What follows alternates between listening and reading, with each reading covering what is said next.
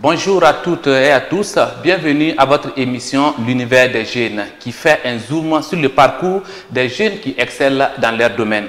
Pour ce numéro, nous allons découvrir un jeune passionné du secteur des drones. Il s'agit de Mahamat Issa Abakar. Bonjour. Bonjour. Merci d'accepter notre invitation. Merci à vous. Alors, au cours de cette émission, nous allons parler du parcours de notre invité, découvrir son entreprise et aborder l'importance des drones dans certains secteurs d'activité au Burkina Faso. Alors, Monsieur Mahamat, pour commencer, présentez-vous plus en détail à nos internautes. Je me nomme Issa Abakar Mahamat. Je suis élève ingénieur à l'Institut international d'ingénierie de l'eau et de l'environnement des yeux. J'ai 25 ans. Et je suis également ingénieur dans le domaine du génie civil, observateur route et ouvrage d'art. Donc je suis également par ailleurs promoteur de Drone Tech Africa. Et voilà. Ok. Alors déjà, dites-nous comment est née cette passion pour les drones. Cette passion est née lors de mon passage en 2016 en Tanzanie. C'est lors du forum de First African Grand Challenge, c'est-à-dire le premier forum africain de challenge qui a eu lieu à l'Institut international de technologie de Nelson Mandela à Arusha, où nous avons passé plus d'une semaine là-bas. Voilà, ils nous ont fait visiter des grands laboratoires où il y a beaucoup de matériel d'informatique et de drones. Donc j'ai échangé également avec des jeunes qui sont passionnés de ces domaines. Et depuis lors, à mon retour de Tanzanie, je me suis dit que, vu les problèmes que nous avons ici en Afrique, surtout de l'Ouest ici, les effets des changements climatiques, je me suis dit que, après aussi ma formation de 10 yeux, étant élève ingénieur, je me suis dit que je peux m'investir dans ce domaine pour pouvoir apporter un plus, surtout à la population rurale. Voilà. Okay. Donc, vous avez décidé de vous investir dans ce domaine en créant Drone Tech Africa. Oui. Parlez-nous un peu de Drone Tech Africa. Drone Tech Africa, c'est une start-up de montage et d'assemblage de drones civils avec des capteurs spécifiques en fonction des besoins des clients. Elle offre également des services dans le domaine de l'agriculture, plus précisément dans l'analyse des sols pour connaître le niveau de fertilité d'un champ.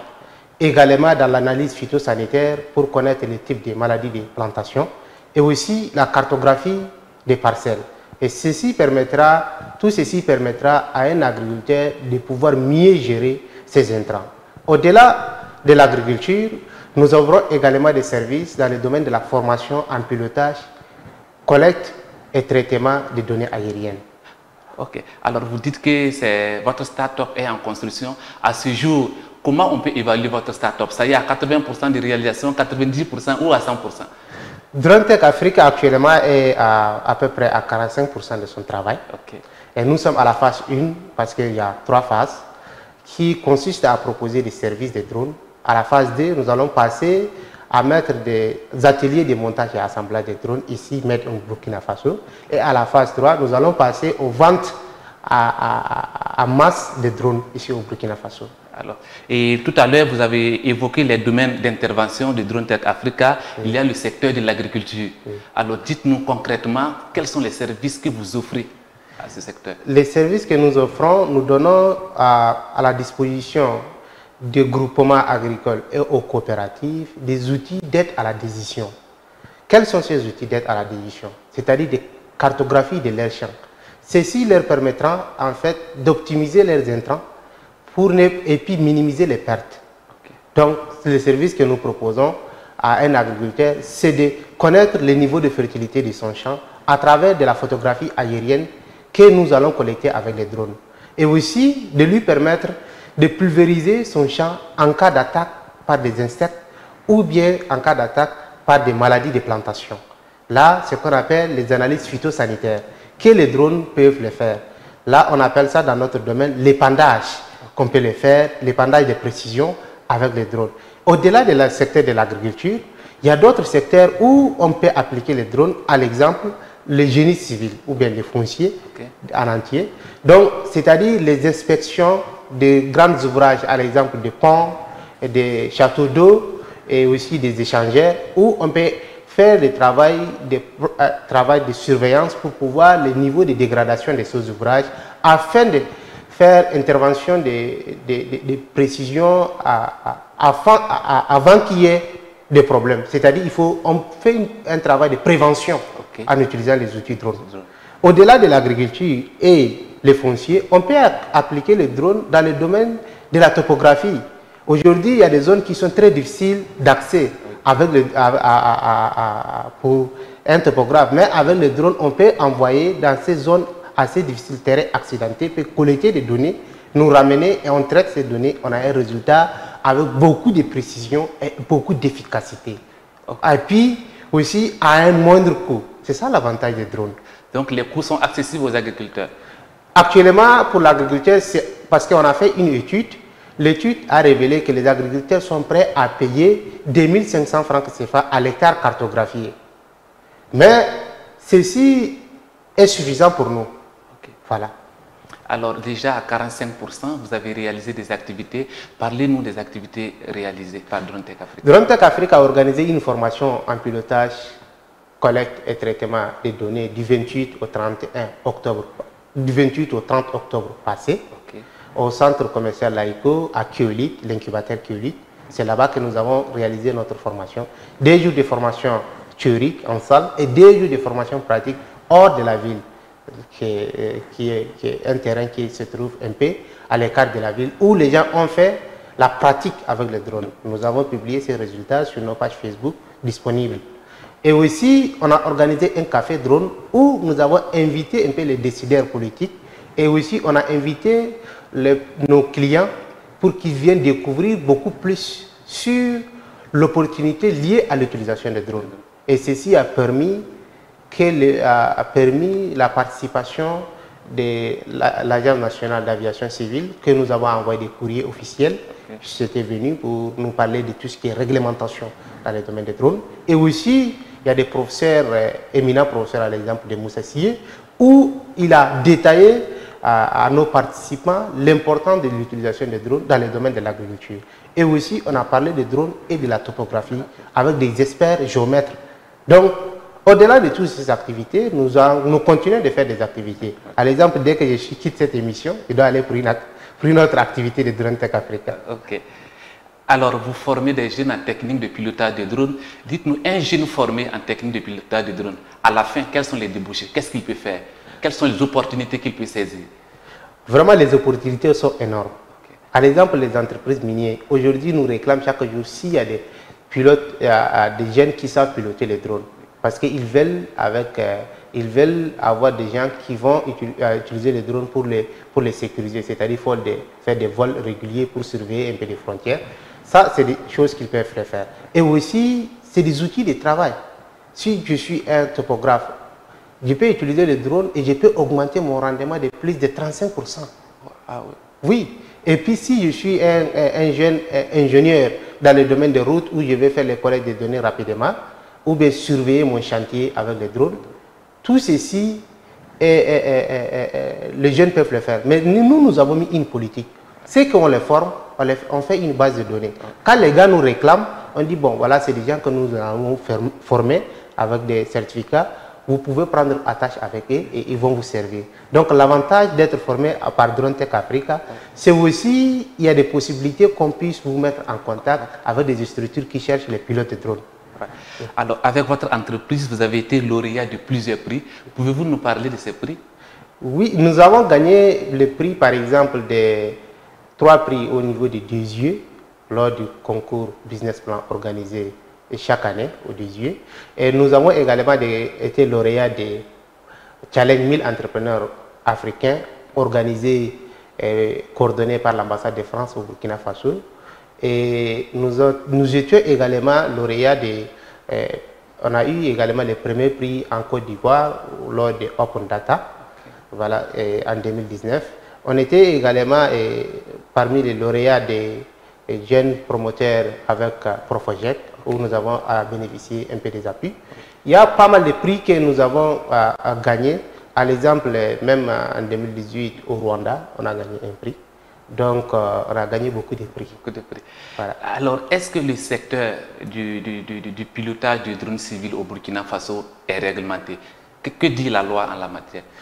Nous, DroneTech Africa était l'une des premières structures qui s'est rapprochée officiellement de l'Agence nationale d'aviation civile pour leur dire que, quelle est la réglementation en vigueur en ce qui concerne les drones. Et ils ont pris part à notre café drone où il y a eu toute une présentation sur tout ce qui concerne l'utilisation de drones au Burkina Faso. Et c'est ce qui nous a permis de connaître. On a pris la tâche avec eux, nous travaillons en collaboration et en synergie avec eux.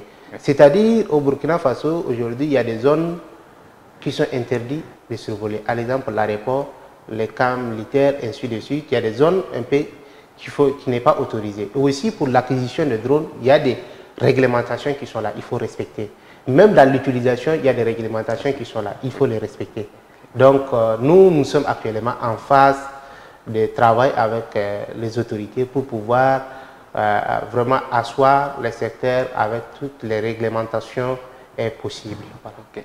Alors, à vous écouter, tout est beau, c'est intéressant, vous êtes passionné. Est-ce à dire que vous ne rencontrez pas de difficultés depuis le début de votre start-up jusqu'à aujourd'hui?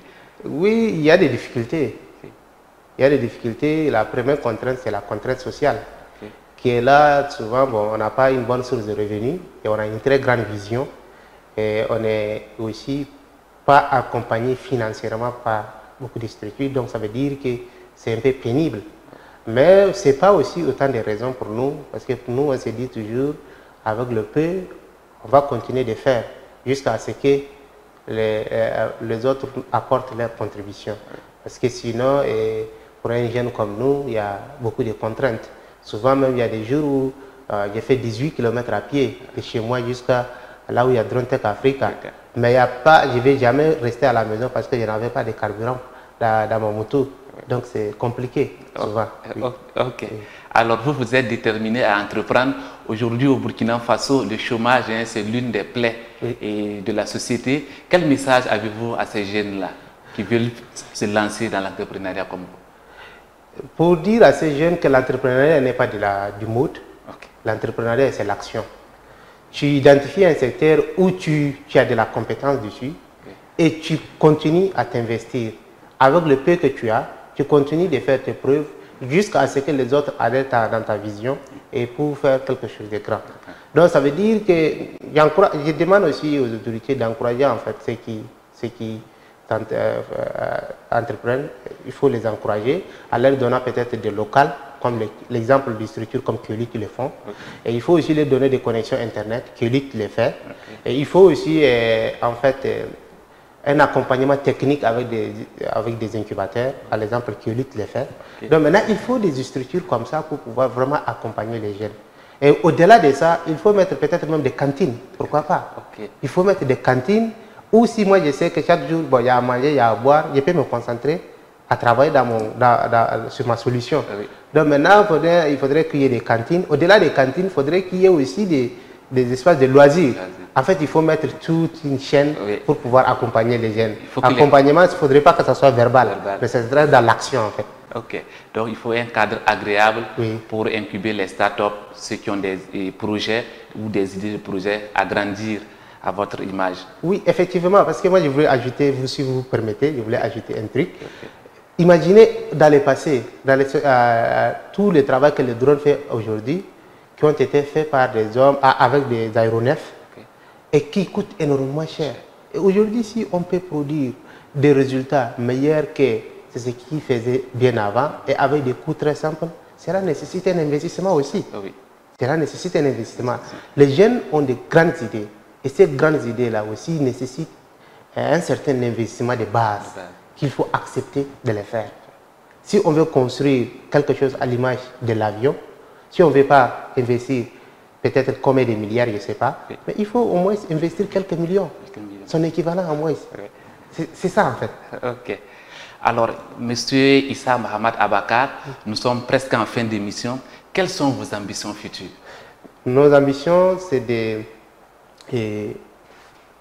en fait lever un fonds, parce que dès début janvier, nous avons déjà contacté une structure. On veut lever 600 millions de francs CFA à travers le crowdfunding. Ça, c'est notre première ambition. Deuxième ambition, c'est d'ouvrir un grand atelier de montage et assemblage des drones ici au Burkina Faso, Made in Burkina, où n'importe quel utilisateur de drone peut venir acheter son drone Et au-delà de ça, nous comptons mettre toute une équipe scientifique où ils vont donner des conseils, ils vont donner en fait de leur expertise dans le domaine des drones. Okay. Donc ça fait partie de nos plannings.